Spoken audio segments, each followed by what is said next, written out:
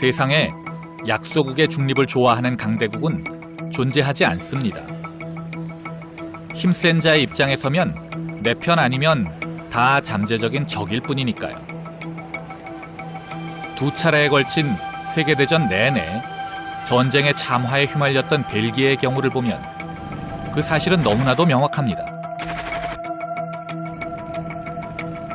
유럽 대륙의 양대 강국인 독일과 프랑스 사이에 낀 약소국이었던 벨기에는 두 강대국의 틈바구니에서 살아남기 위해 1차 대전 때도 2차 대전 때도 중립을 선언했습니다. 하지만 결과는 참혹했습니다. 우선 1차 대전 때 독일은 아예 전쟁 전부터 벨기에를 통과해서 프랑스를 기습 공격할 계획을 세웠습니다.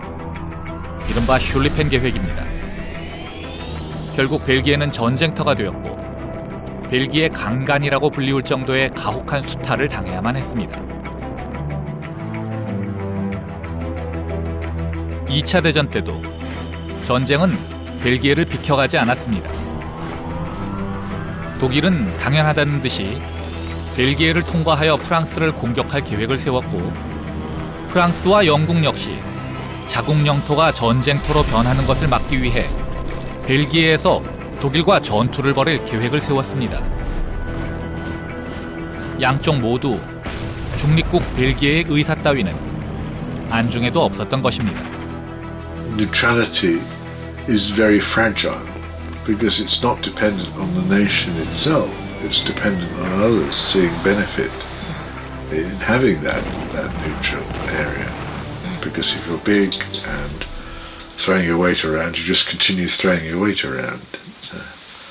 I mean, in many ways, Korea, before it was taken over by the Japanese, wanted to be left alone. It didn't want to be involved in anybody's battle. It didn't want the West coming in. It wanted China to stay as far away as possible. And yet, these great powers all sort of intruded. We talk in the West often about opened up Korea, but Koreans they weren't an oyster. They didn't want to be opened up. This was forced upon them, and that's how I fear that happens often to small countries, that they're forced to do things or they're treated in ways that they would prefer not to happen. 다시 한번 강조하지만 어떠한 강대국도 약소국의 중립의사 따위를 신경 써줄 아량은 가지고 있지 않습니다. 따라서 약소국이 중립을 유지하려면 강대국들끼리의 합의를 이끌어내거나 강대국에게 자신의 중립의사를 납득시킬 수 있을 정도의 힘을 가지고 있어야만 합니다. 교묘한 외교적 능력과 강력한 자기방어 능력이 필요한 것입니다. 과연 인조 정권은 이 두 가지를 다 가지고 있었을까요?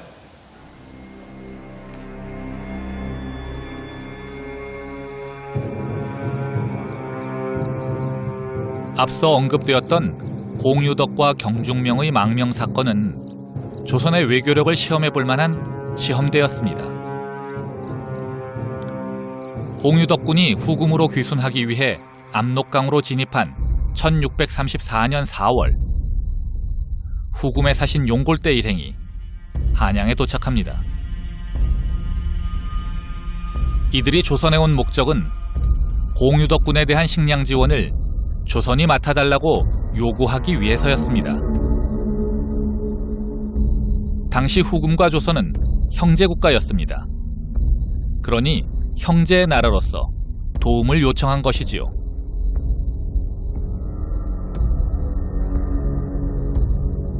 조선 조정은 고민에 빠졌습니다. 만약 공유덕에게 식량을 지원한다면 이건 더 중요한 동맹국인 명나라의 반란군을 지원하는 것입니다. 공공연히 명나라의 반기를 드는 행위지요.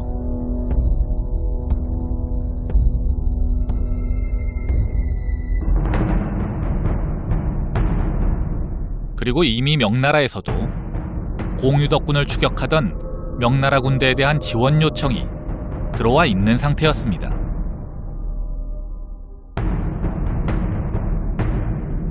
이제 조선으로서도 자신이 어느 쪽 편인지를 확실히 밝힐 수밖에 없는 상황이 닥치고야 만 것입니다. 근데 문제는 당시가 어떤 명청 교책이라고 하는 이 조선의 의지랑은 관계없는 이 조선 외부에서의 힘의 교체가 한반도에 엄청난 영향을 미치던 시점이기 때문에 인조가 뭐 친명배금을 취하든가 아니면 친명배금을 내세우면서도 현실 그 유지적인 현상 유지적인 정책을 취한다라고 하더라도 이 명과 후금의 대결 구도가 지속되게 되면 결국 조선은 어느 순간에는 이 명과 후금 사이의 한쪽을 선택할 수밖에 없는 기로로 내몰리게 되는 거죠.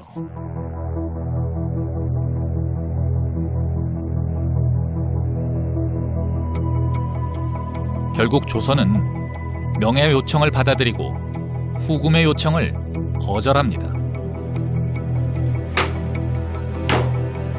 자신이 누구 편인지를 확실히 표명한 셈이지요. 심지어 임경업 휘하에 조청병들을 파병하여 공유덕군을 요격함으로써 스스로 명과 후금의 전쟁 한가운데 뛰어들기까지 했습니다.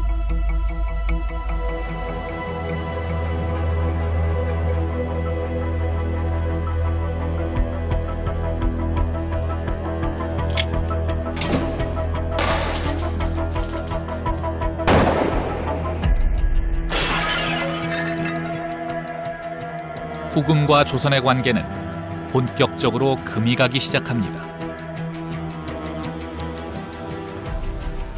조선군이 자신들에게 귀순하려는 공유덕군에게 총질을 해대자 후금은 격분합니다.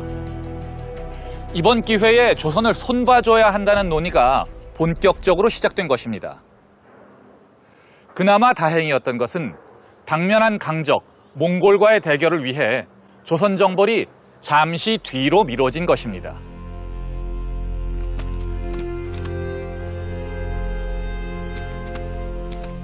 조명연합군의 필사적인 저지 노력에도 불구하고 공유덕 휘하의 수군은 결국 후금으로의 귀순에 성공합니다. 홍타이지는 공유덕의 귀순을 하늘이 내린 선물이라며 크게 기뻐했습니다. 바다로부터도 명나라를 공격하는 것이 가능해졌으니까요. 이제 힘의 균형은 확실하게 후금 쪽으로 기울기 시작했습니다. 그리고 이로 인한 위기는 명나라만의 것이 아니었습니다. 우선 1633년 6월 만주에 남아있던 명나라의 마지막 보루 여순이 무너집니다. 다음 순서는 몽골이었습니다. 1634년 홍타이지는 몽골에 대한 대대적인 원정을 통해 몽골족을 정복합니다.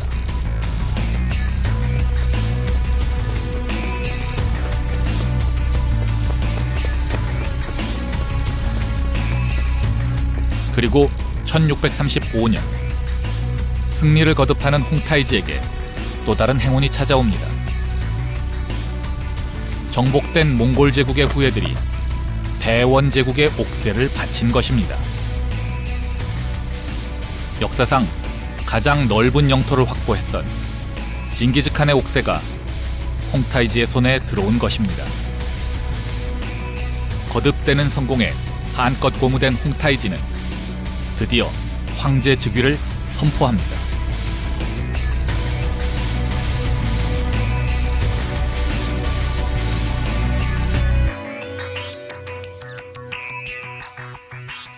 그런데 홍타이지의 황제 즉위는 그동안 유지되었던 조선의 외교 정책이 파국에 이르렀다는 것을 의미했습니다. 그때까지 조선은 명나라는 아버지의 나라로 후금은 형의 나라로 대우해오고 있었습니다. 비록 아버지와 형이 서로 싸우고 있어서 중간에서 입장이 좀 곤란하기는 했지만 어떻게든 꾸려갈 수는 있었죠. 하지만 홍타이지의 황제 즉위를 인정하게 되면 이건 아버지가 두 명이 되는 것입니다. 도저히 용납할 수 없는 상황이죠. 아마 인조보다 먼저 중립외교를 실천했던 광해군이라 할지라도 이런 상황에서는 중립을 유지하기가 어려웠을 것입니다.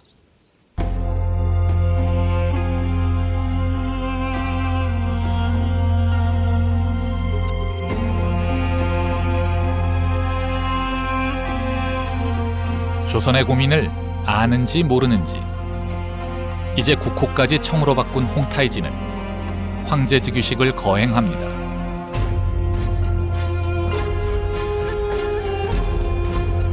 모든 만주족과 몽골족 그리고 항복한 명나라의 옛 신하들까지 새로운 황제에게 충성을 맹세했죠.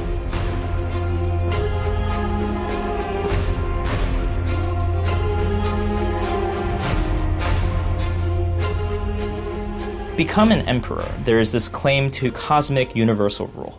You become emperor not of one territory, but of all under heaven. 그런데 이 순간에 축제 분위기에 찬물을 끼얹는 사건이 벌어집니다. 대담하게도 조선의 사신인 나덕헌과 이화근은 배례는커녕 끝까지 고개를 숙이지 않고 서 있었던 것입니다. 그때 후금에 이화과 나덕헌이라는 외교관이 파견되어 있었는데 마침 그때 청태종이 황제 즉위식을 하게 됩니다. 그때 그 두 사람이 황제 즉위식에 참여해서 절을 하라고 하는 요구를 물리치고 저항하다가 죽음 일보 직전까지 갔었지요. 그때 명을 섬긴다고 하는 것은 국가의 대원칙이고 그 대원칙은 현장에 파견된 이화학이나 나덕헌 같은 외교관이 개인적으로 어기거나 달리 행동하거나 할 수 있는 것이 아닙니다. 그래서 그들은 개인의 생각이 어땠을지는 모르겠지만 국가 운영의 대원칙 위에서 목숨을 걸고 절하지 않겠다고 하는 고집을 부렸던 것이고 이것은 후금의 관점에서는 인조 정권이 기본적으로 명분론에서 청나라를 황제로서 인정하지 않는 것이었어요. 또 중립을 표방했다 하더라도 그 중립을 믿을 수가 없었던 겁니다. 그래서 명나라를 최종적으로 공격하기 전에 조선에 대해서는 철저하게 굴복시켜야 된다는 군사적인 그 정복 전쟁이 유일한 수단이다. 또 이 사회에 대한 징벌적인 전쟁을 통해서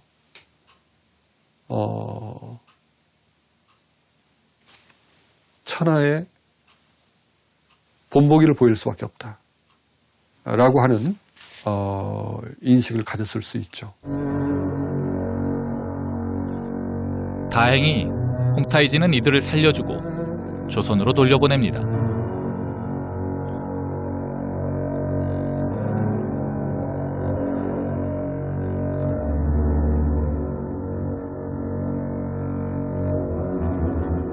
하지만 홍타이지의 호의는 여기까지가 끝이었습니다.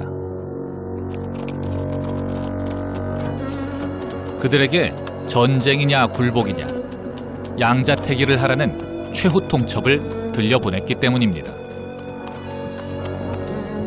명나라와 청나라 사이에서 아슬아슬하게 균형을 유지하고 있던 조선의 외교 정책이 파탄에 이른 것입니다.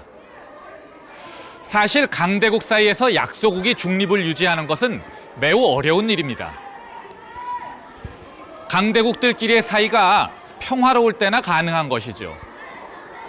강대국들끼리 결판을 내겠다고 나서면 약소국으로서는 별 뾰족한 수가 없습니다. 하지만 그렇다고 해서 아예 길이 없는 것은 아닙니다. 아니, 오히려 그런 순간일수록 최악의 상황을 면하기 위해 더욱 냉철해져야만 할 필요가 있습니다.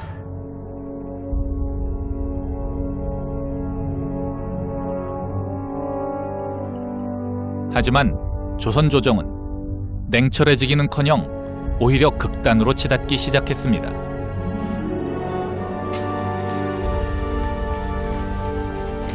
치욕적인 국서를 그냥 받아왔다며 나덕헌과 이화를 죽여야 한다는 상소가 빗발치기 시작했습니다. 나덕헌과 이화를 죽여야 합니다. 나도 경과 유학을 죽여야 합니다. 윤호하여 주시옵소서.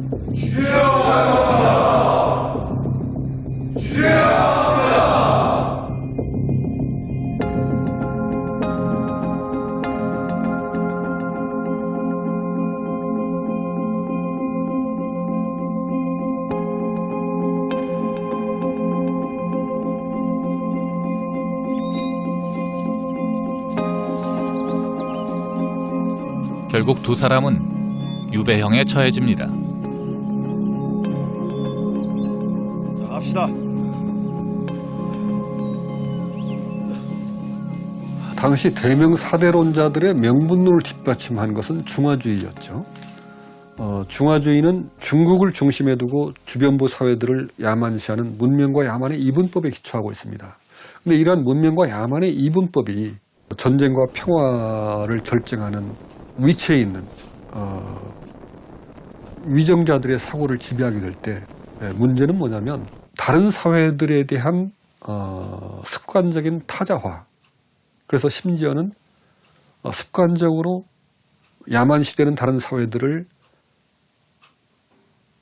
악마화한다는 것이죠.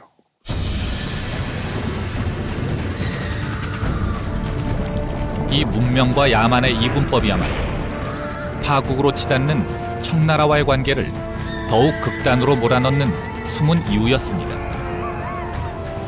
야만족인 청은 흉포하고 무식한 자들이므로 이들과 친하게 지내면 결국 우리도 개, 돼지 같은 금수가 될 것이라는 공포가 지배하고 있었던 것입니다.